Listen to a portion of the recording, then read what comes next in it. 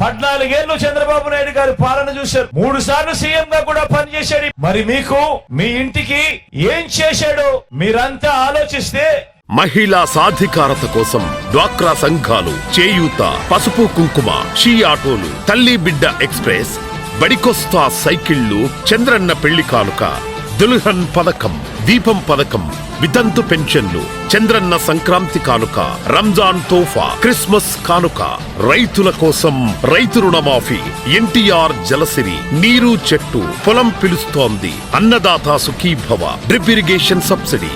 విభజన తర్వాత ఆంధ్రప్రదేశ్ లో యువత కోసం 38,000కు పైగా ఐటీ ఉద్యోగాలు.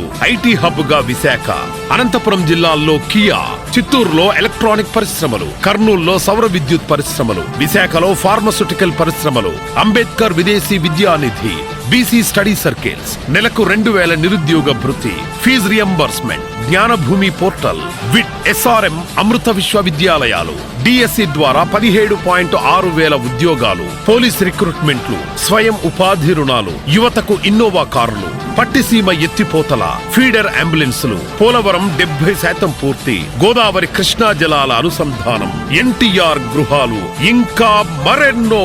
ఇది చంద్రబాబు పేరు చెప్తే గుర్తొచ్చేది.